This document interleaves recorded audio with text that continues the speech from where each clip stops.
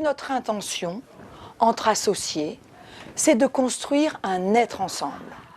Ce que nous avons appelé l'être ensemble, nous avons pris une métaphore, c'est-à-dire en comparant ce qu'est un alliage. L'alliage, le cuivre, c'est fait avec du laiton et du zinc. Mais en même temps, ça crée un autre métal qui a des propriétés qui lui sont propres. Bien, pour nous, construire un être ensemble, d'associés, c'est construire cet alliage. Chacun, zinc, cuivre, après on peut même rajouter d'autres métaux, moi je ne suis pas une spécialiste en la matière. C'est de la chimie, voilà, c'est de la chimie. Et créant justement peu à peu cet alliage, c'est-à-dire que chacun est transformé par l'autre et réciproquement ne perd pas son identité et en même temps construit une troisième entité qui est l'être ensemble. C'est celui-là, cet être ensemble, qui va être justement le gardien de cet équilibre de la relation entre nous. C'est au nom de cet être ensemble qu'on construit, qu'on va faire des choix pour le privilégier par rapport à des choix individuels. Voilà. Donc ça, c'est cette première idée.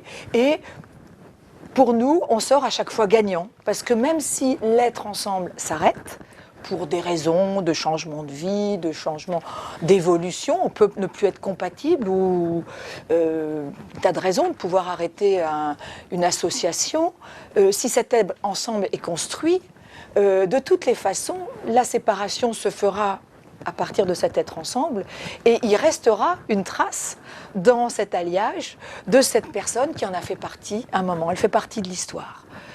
Donc la relation d'associés, c'est du même ordre, c'est-à-dire qu'on va tisser peu à peu des liens, on va reculer, on va avancer, mais ça s'inscrit dans le temps. Et ce temps va nous permettre peu à peu de se dire, mais tiens, mais il y a quelque chose de solide. Tiens, ben là je lui fais confiance, c'est une évidence. Et ça ne se décrète pas, ça se vit peu à peu. Et à partir de quoi on va tisser cette relation d'associés, comment on va pouvoir la construire. Donc pour nous, quand on construit une entreprise, il y a un certain nombre de questions qu'on se pose dès le démarrage, et c'est cela qui va nous aider à construire cette relation. Déjà au début, on choisit l'associé. Donc comment on va échanger avec cet associé pour pouvoir voir si c'est juste qu'on fonctionne ensemble ou pas. Certains vont d'abord décider de faire un partenariat. Et puis, après ce partenariat, on va décider de prendre des parts. Et puis, on va décider de créer une entreprise si on ne l'a pas créée. Mais vous voyez, à chaque fois, ça se construit dans le temps. Il y a une autre étape qui est importante aussi. Quand on a quand on a choisi son associé, quel type de société on va construire? Une SARL, une SAS, une SA? Ça a un impact sur la relation. Puisque une SA, il y a un président, il y a un directoire, enfin, il y a c'est ça, plein de choses. La SARL, c'est plus léger. Pardon? C'est juste une petite crainte oui. dans le micro-cravate, parce que l'écharpe est très jolie. Ah, d'accord. J'enlève l'écharpe, voilà. Voilà. Ok. J'ai pas fait attention. D'accord. Au départ, je n'avais pas de problème. D'accord. Donc je disais que la structure juridique va avoir un impact dans notre relation. C'est-à-dire que si on choisit une SAS, une SARL, une SA ou une coopérative, on a forcément des obligations juridiques qui conditionnent notre façon d'être en relation. Donc c'est important aussi de voir qu'est-ce qu'on va choisir. Je ne vais pas donner d'exemple parce que pour le moment, puisque Jean-Philippe m'a demandé de faire un exposé de 9-10 minutes, et puis après je rentrerai plus dans des cas pratiques. Voilà. Autre possibilité pour pouvoir vraiment échanger, étoffer, continuer à augmenter notre tissage de tapis, on peut l'appeler aussi un tapis, notre relation d'associés, ça va être la répartition des parts. Comment on va les répartir ces parts? Est-ce qu'on veut du 50-50 parce qu'on a peur de ne pas laisser le pouvoir, non, on est neutre comme ça, ou est-ce qu'on fait du moi j'ai 80 ou rien et les autres on leur donne 3%? Comment on fonctionne? Ça aussi, ça construit notre relation, ça parle de nous, de comment j'ose dire les choses, parce qu'on peut dire au début oui, puis par derrière non, et puis comme on a dit oui, on est coincé, on râle, forcément ça va revenir dans la relation après. Autre possibilité pour tisser cette relation, ça va être toute la répartition des rôles. Comment on répartit les rôles? Non, on est tous polyvalents. Comment on répartit nos rôles, nos territoires, nos périmètres? C'est important.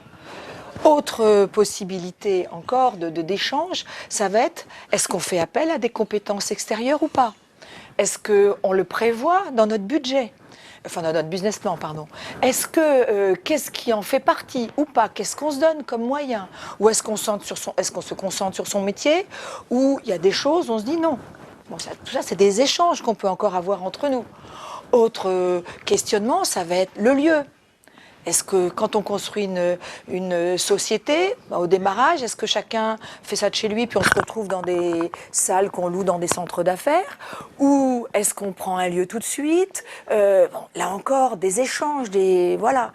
Et puis, il va y avoir aussi comment on dialogue. Est-ce qu'on se fixe des temps formels, des temps informels? Donc, tout cela, vous voyez, donne matière dans notre organisation à construire notre relation dans le temps. Et à chaque fois, chacun a la possibilité de se positionner ou non. S'il ne se positionne pas, avec sa sincérité du moment, du jour, parce que tout est en évolution, on est dans la vie, donc ça ne fait que bouger. S'il ne se positionne pas, il risque de ne pas travailler à l'être ensemble, parce que n'oubliez pas, notre intention, c'est l'être ensemble d'associés.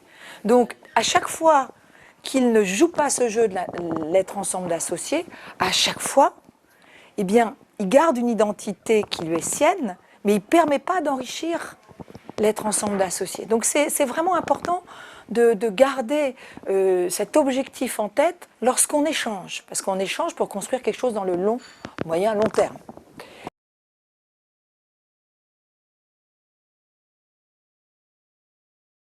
Le pacte d'associés va nous permettre aussi d'aborder tous ces points. On parle de la répartition de parts. Comment, si quelqu'un rentre, comment?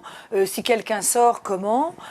Qui reprend ses parts? Parce que j'ai l'exemple d'une structure où finalement quelqu'un est parti et puis on n'avait pas vérifié pendant les 10 années précédentes que chacun pouvait, ils avaient comme dans leur pacte d'associés, ils se rachetaient. Celui qui partait revendait ses parts au prorata de ce que chacun possédait. Et en fait, ils ont les uns et les autres, il y a eu divorce, achat de maisons de campagne et autre chose, ce qui fait qu'ils n'avaient plus les liquidités pour racheter au montant des parts, parce que la société avait prospéré. Et ce qui fait qu'il y en a un qui s'est retrouvé avec plus de 50%.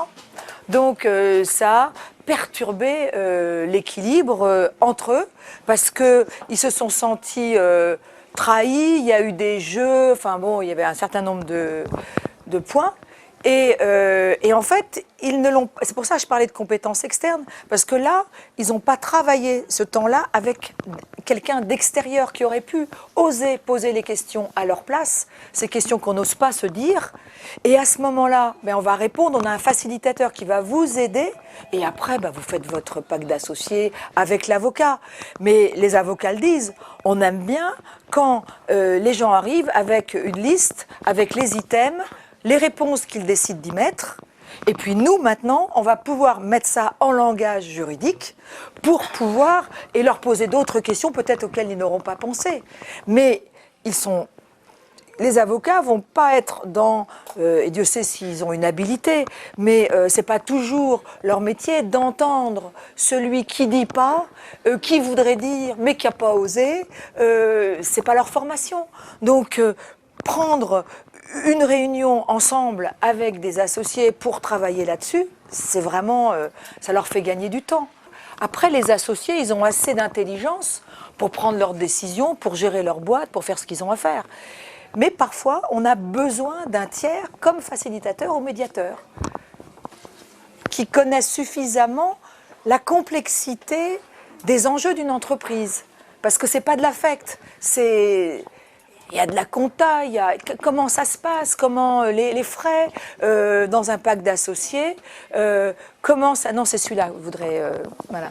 Dans un pacte d'associés, ça fâche souvent les histoires de remboursement de frais entre associés. On peut définir jusqu'à quel montant on décide que là, il n'y a pas de double signature, ou les notes de frais ne doivent pas dépasser, ou alors on en parle. Enfin, tout ça, ça peut être écrit. Quand il y a un conflit, comment on va le résoudre? Tout ça, ça peut être indiqué. Et c'est vraiment des temps de partage. Quand je parlais du temps du démarrage, voilà, on est en train de préparer. On ne s'en servira pas C'est comme les contrats de mariage, hein. Théoriquement, on s'en servira pas, mais on a posé ça au départ pour nous permettre déjà d'être clair entre nous. Voilà. Et deuxième chose, le relire tous les ans pour voir si on n'a pas bougé depuis, si on n'a pas évolué depuis. Parce que l'exemple que je vous ai donné tout à l'heure montre que chacun a aussi des choix différents de vie. Et voilà, donc pour voir s'il ne faut pas modifier. Et à ce moment-là, rappeler l'avocat.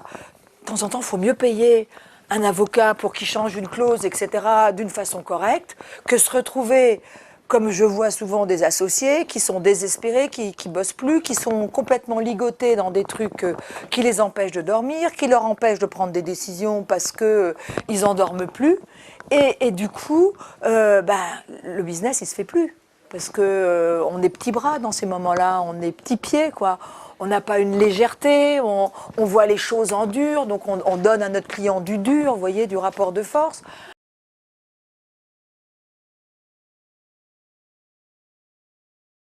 Donc vous voyez, c'est des choses comme ça qu'on n'aborde pas au démarrage. Comme combien de temps on donne, par exemple, pour choisir un associé, combien de temps tu vas donner? Est-ce que tu veux être un associé qui donne juste de l'argent ou est-ce que tu veux être un associé qui va donner de ton temps et qui va être opérationnel? Beaucoup aussi toutes les questions des minoritaires. On prend ce qu'ils appellent le love money, donc on prend de l'argent de la famille, des amis, mais quand on veut faire des levées de fonds, les fonds, ils n'aiment pas avoir 36 petits actionnaires. Donc, ils vous demandent de remettre en un seul. Et puis, voilà. Et donc, si on n'a pas traité en amont comment ces petits actionnaires vont revendre leur part, parce que certains, ils connaissent rien dans l'entreprise. Donc, ils pensaient avoir des pépettes, parce qu'on leur dit tout le temps l'entreprise, c'est gling-gling, donc dans les médias. Donc, du coup, ils pensaient en avoir. Puis, pas de bol, au bout de 5 ans, il n'y en a pas encore, parce qu'on appelle des fonds. Mais eux, ils sont déçus, parce qu'ils vont peut-être même perdre ce qu'ils ont. Ou voilà. Donc, tout ça, ça doit être établi, traité avant. On a sur notre blog là, dans Voilure, on a un sujet justement sur le pacte, les associés minoritaires justement et comment en parler. Oui.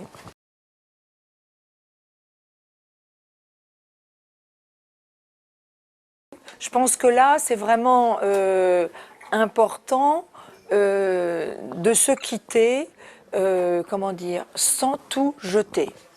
Il m'est arrivé plusieurs fois d'accompagner des associés qui ont dit c'est plus possible. Et moi, je trouve que c'est désolant le gâchis. Lorsqu'on a bossé pendant 4 ans sur une structure, qu'on a ramené des clients, on a construit quelque chose, eh bien, on doit pouvoir en récupérer quelque chose en se séparant. Il n'y a pas de raison que pour éviter le conflit, c'est comme le divorce, hein, on parte, parce que sinon, il y a quelque chose qu'on va recréer de peur dans la prochaine association. Si on n'a pas on n'a pas traité cela, alors peut-être qu'on sera perdant sur certains plans, mais c'est pas grave. Il faut qu'on traite et qu'on ait notre dû. Voilà.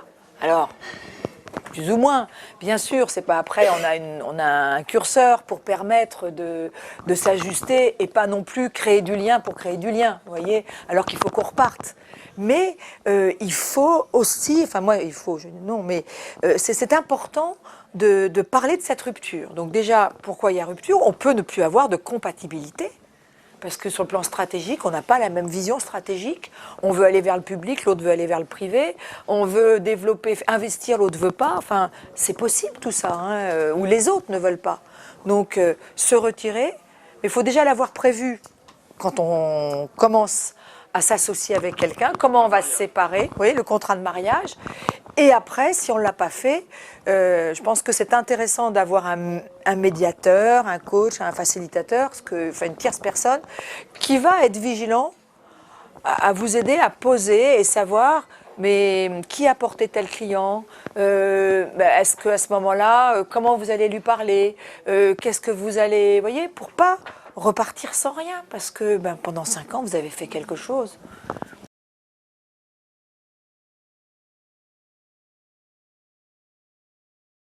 Ce que l'on propose à nos clients résulte de ce qu'on a construit ensemble, et on aura une typologie d'entreprise qui ressemblera à notre relation.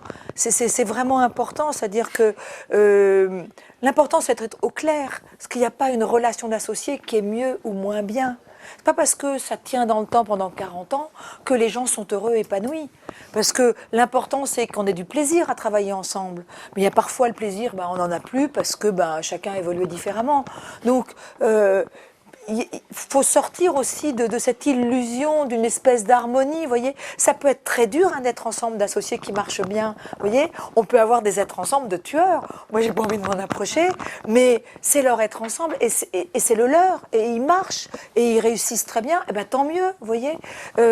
C'est pas, je veux pas faire de caricature, vous voyez, ou d'angélisme. C'est de respecter et que chacun assume ce qu'il est.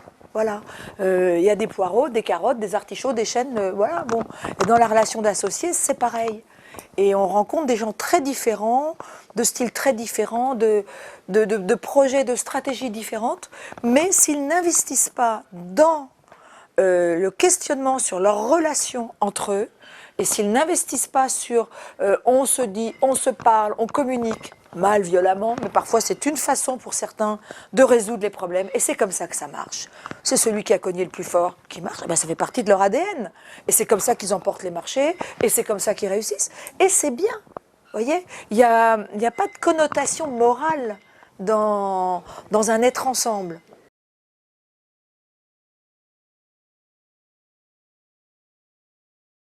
Laisser le temps au temps, parce que ça c'est hyper important, il y a une émotion, on arrête et on traitera.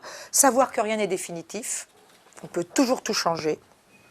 Initier de petits changements, s'ajuster en permanence, parce que c'est la vie. Et avoir du plaisir à travailler ensemble. Parce que s'il n'y a pas ça, voilà quoi. Vous achetez le bouquin. Je vous rends.